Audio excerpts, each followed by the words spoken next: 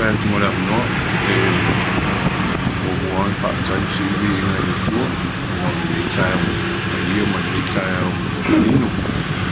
le isi tala tele le tatu finana fu le au fili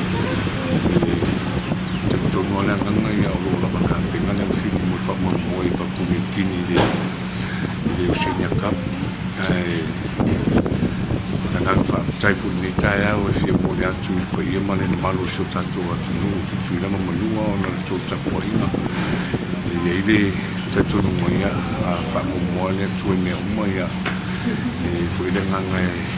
e mo ni fu fa mo ia ele tiring tala ngale di amateur le fa mo ia o pe o le aso ne o le atu pa foi tama fa na o tu la mo lu o was fa na tama i oi Papua Kini le kauwanga le Oceania Cup ia o se tala pupu na ni kai au i lau sunga pa tai mo le anoa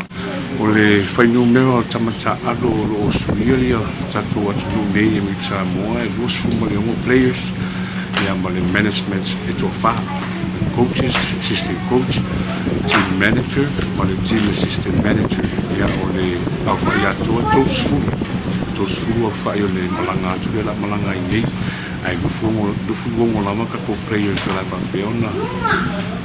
whaatau mingan whamu moi o Papua New Guinea